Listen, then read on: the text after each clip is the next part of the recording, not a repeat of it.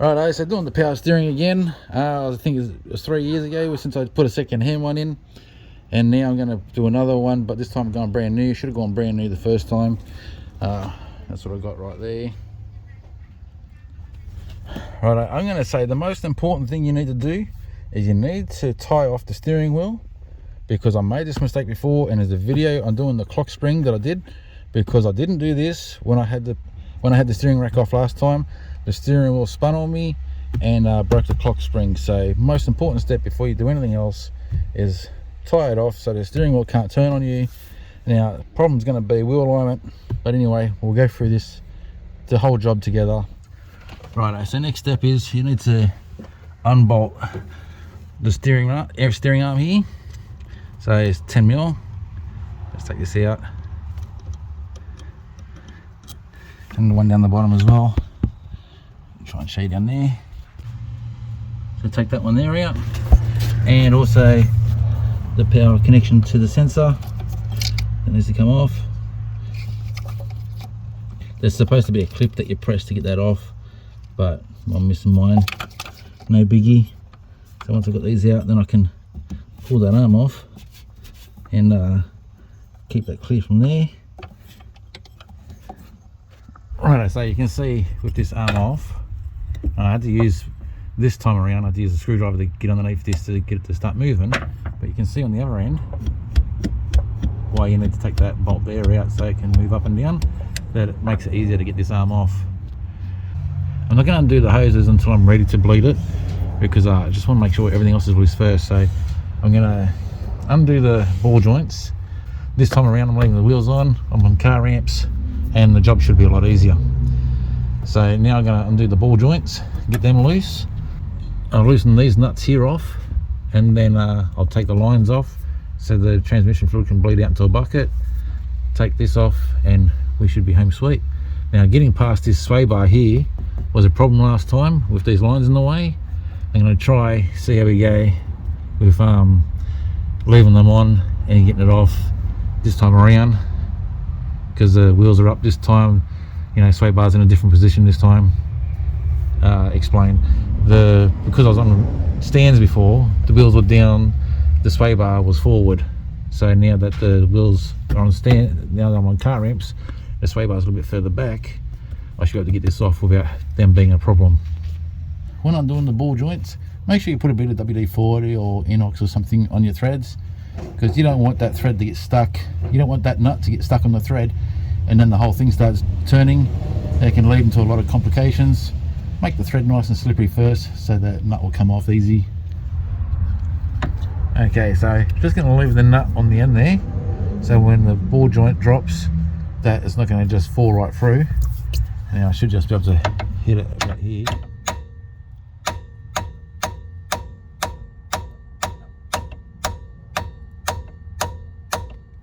There we go. So that's ready to come off that side. I'll do the same to the other side. Okay, so that side there's done and dangling, and these here done. So they're all loose, everything's ready to go. I'm now loosening these lines. I'm going to catch the fluid if I can.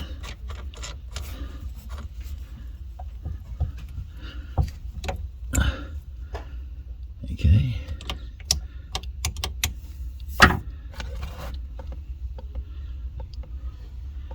And I haven't undone that top one yet, because the bottom one is the only one I could really get a grip onto.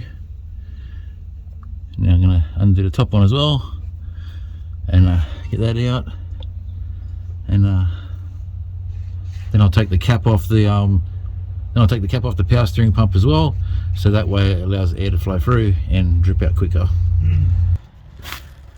And you can see how quickly that's flowing now. That's because I've taken the cap off here, so it allows the flow to happen really quick. I'll go and have a cuppa now, let that drip, and then get back into it. Okay, so now the problem I'm having is the sway bar is still in the way. I can't go any further that way. If I could have removed this, and unfortunately it's welded, but if I could have removed that bolt, then this job would be so much easier. I would have this out now. Unfortunately it's not, and the sway bar is stopping this from going any further back, so I'll have to take the sway bar linkages out here, which won't be much of an effort. And so I'm just removing that whole pin there. I've got new bushes for the sway bar anyway, so I might as well change them at the same time. And once I get them out, then the can drop here and give me more room, because that should move backwards then, give me more room and get that off. So it's very close to off, just need to get the sway bar out of the way. Righto, so you can see I've got the 14mm off the bottom and top, and I've removed the bottom bush and top bush, so it's all loose now. I've done it both sides, so now the sway bar moves nice and easy. I'll show you that there. And then I can take this out. That's one side out, and I'll do the same to the other side. Having air tools is a dream.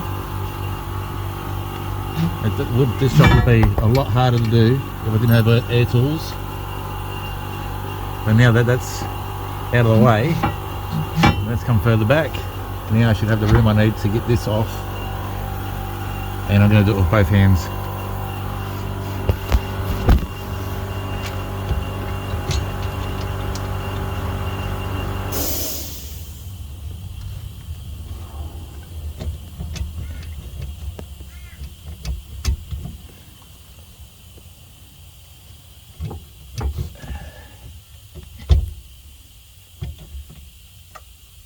I got the clearance on this side I need. Okay, beauty, that's out.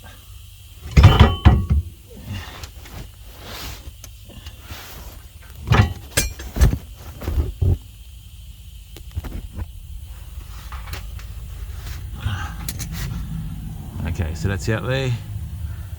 Now I'll clean up the area and put the other one in.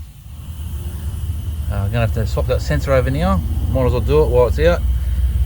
And if wouldn't put a second hand one in if you're replacing this, go for straight away a new one, because they're a pain in the butt to change when they're in the car.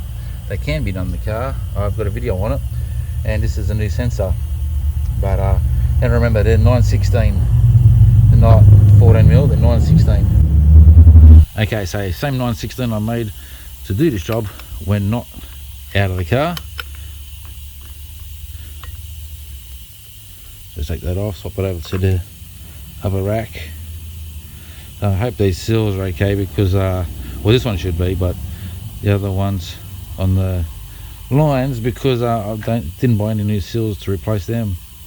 So if they do leak, I know it's just seals, but still would have been nice if I could have just replaced them straight away as well.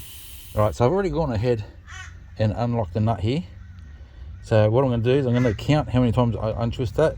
So like, for instance, just going 1, 2, 3, 4, 5, 6, 7, 8, 9, 10, 11, 12, 13, 14, 15, 16, 17, about 18 times. So I'm going to put that back on the same way I took it off, this one. Now if they're the same power steering, then it should be close, if not right, for the wheel alignment. But like I said, regardless if I think it's right or not, I'm still going to have a wheel alignment done. It just needs to be good enough to be able to drive to where the wheel alignment needs to be done.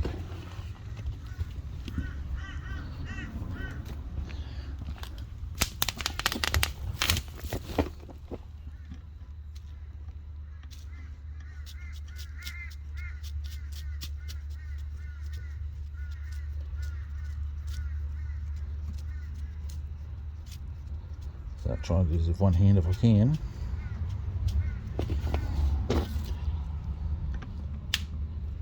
Okay. Well, there's basically half a turn there. And I'm going to class that as one. So now another 17 on. I'm not going to hold the camera to do this. I'm just going to do another 17 on, and then I'm going to tighten that up. And then I'll do the same with the other side. Okay, so the new rack's up, and with the sway bar being out of the way more, and you get the steering rack on the correct angle, there's a bit of jiggling around. You don't need to undo these lines here. You can, sorry, I'm trying to look at the camera at the same time. you don't have to undo this line here with the correct angle jiggling around. I've got it on without having to undo it. So just skip that step I said earlier about taking this off, unless it makes it easier for you like it did for me getting it off. But then finding out I had to loosen this sway bar anyway. Alright, so now I'm going to put these bolts back in, put everything back together how I took it all apart, and then we can go ahead and put the fluid in. So I know a lot of people hate me saying just do everything in reverse to put it back together, but it's really like, I feel like I'm wasting my time when I say this is how you put it back together, right? You know, when you saw me take it apart.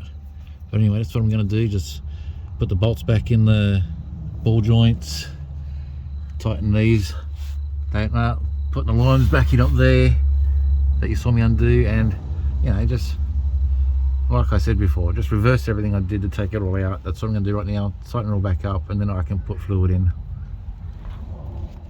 Okay, a little bit of an inconvenience, but what we've got happening here is that the ball joint's turning in the center, so I'm just got the vice grips on there while I tighten it up, like so.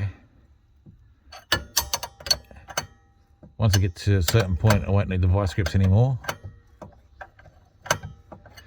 And I think it's 10 mil, but it could be 8 on top of that. But I really don't want to climb out from under the car and go to the toolbox just to try and find a spanner. I've got the vice grips nice and handy, it's doing the job. Alright, so just about finished here. Underneath the car with the power steering, still got to put the sway bar on. I found with this line here, undo the bottom one first. So what you want to do is undo the bottom one first when removing, and the bottom one goes on last when you're putting it back on.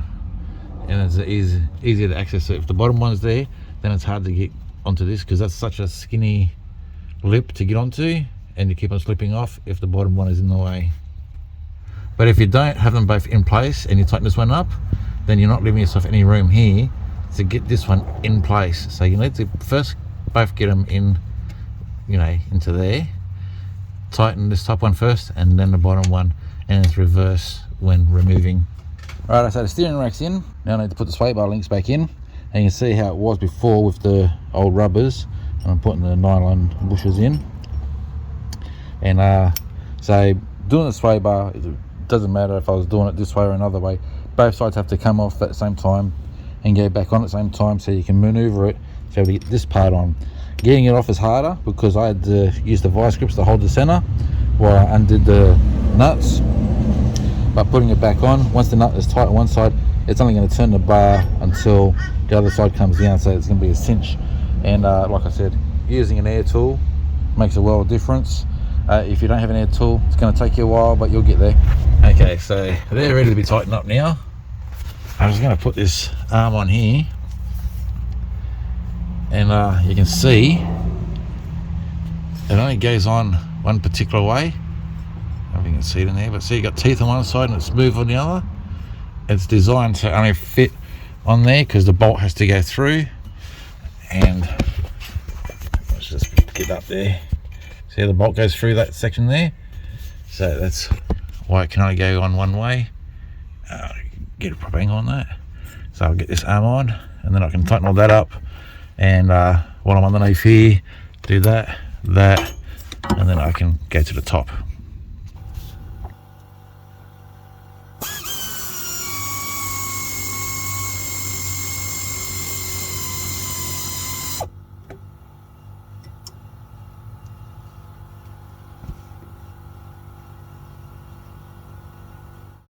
So now it's all done, and bolt all this back together. So the one down the bottom there, and the one up the top there, and we're just about finished here. Okay, so putting power steering fluid in here, not turning the wheel, just want to pump the fluid in.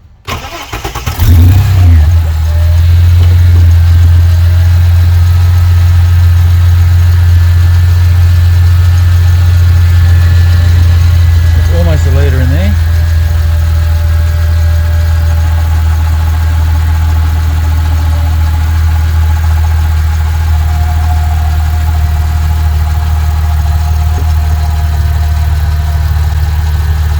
I'm going to just turn the steering wheel left, right for a little bit.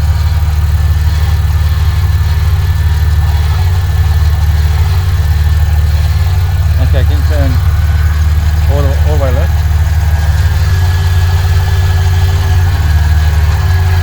Okay, all the way right.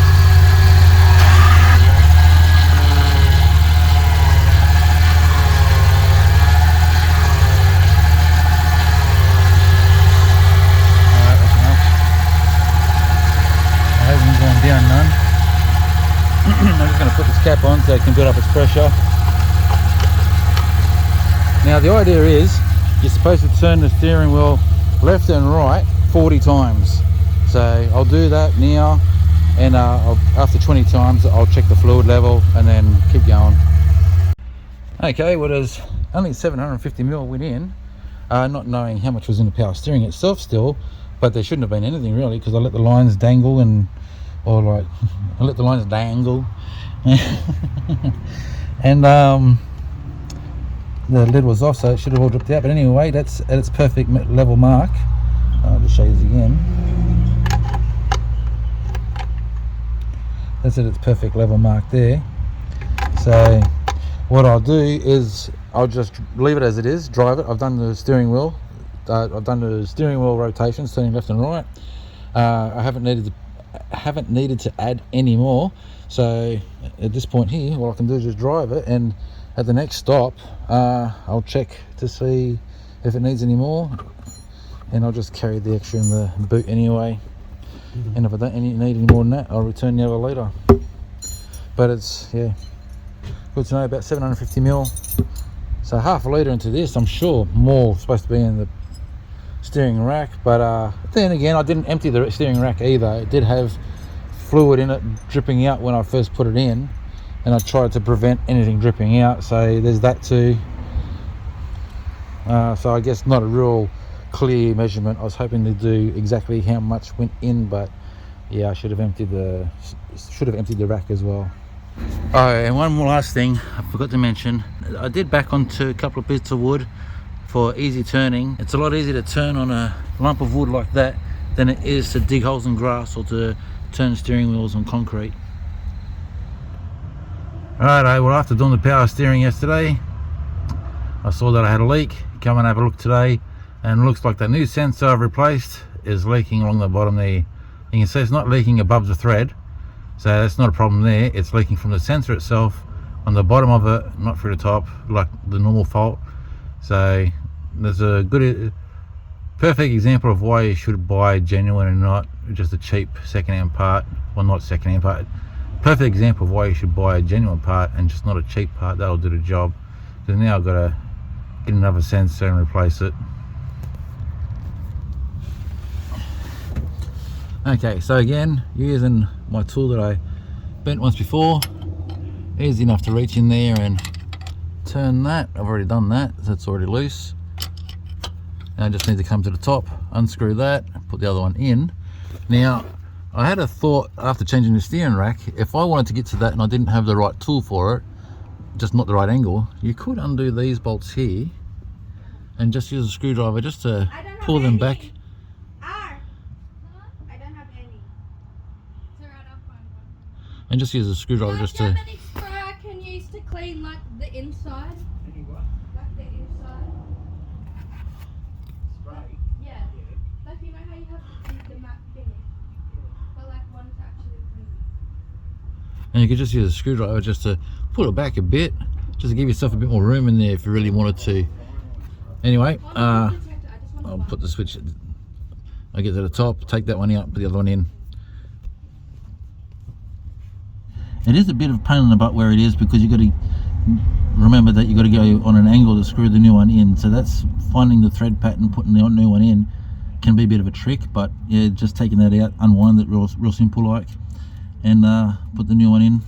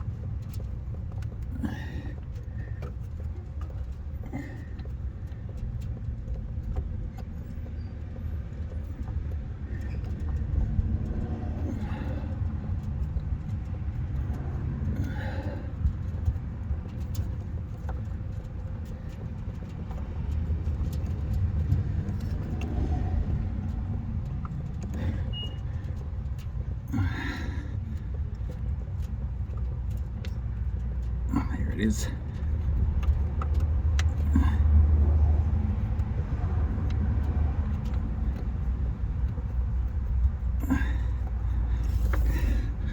So you get to see, that took me a bit to find it. Now it's in, and get in there, tighten it up. Try not to touch the top too much, because you don't want to damage it. I think that's where I went wrong with the other one, turning it in by that. Just focus on tightening from the bottom. So now I'll get underneath and tighten it up from underneath there.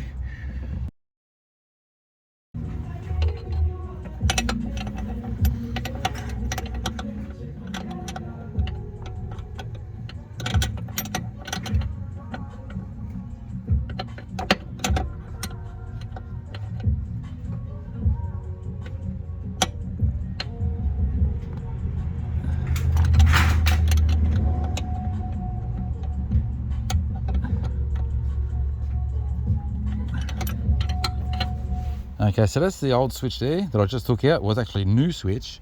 I got a video that I made not too long ago about this, replacing this. I'm wondering if this is the reason why I went and bought myself a new steering rack, because replacing this, I knew that wasn't this anymore. I went and got a new steering rack because I replaced that 3 years ago, and that's the side of the car it was leaking from. And putting the new steering rack in, putting this switch in, I was disappointed to see another leak, and it wasn't only leaking from the bottom. When I taken it out, I also noticed that it was leaking through this normal part, through the pins there. So, you know, new switch, it's only a couple of months old, already faulty. Very disappointing.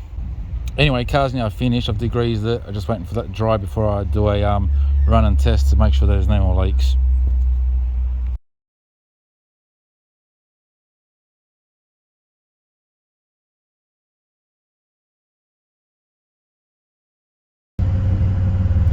She's going in for a wheel alignment now.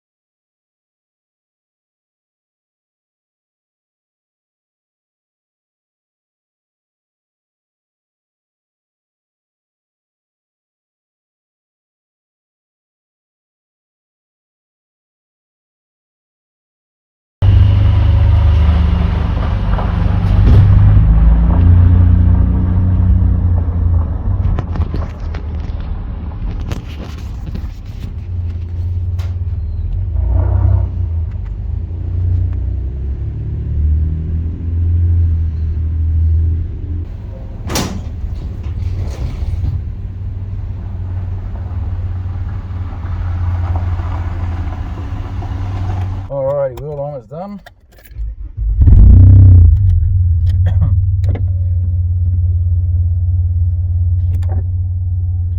Just wind those windows up so make it a little bit easier for you to hear me.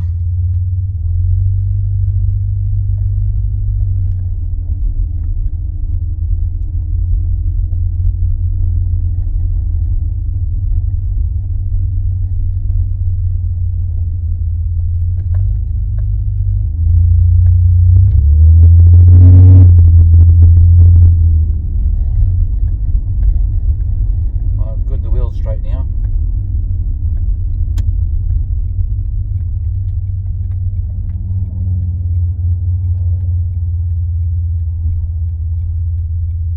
Yeah, so a bit of mucking around in the end there with the sensor, but it is what it is, eh?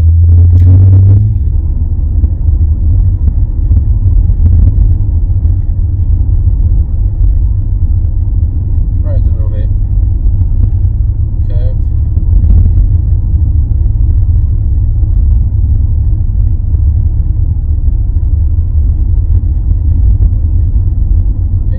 She still leans to the left, but you know, every wheel alignment I've ever done, it always does that.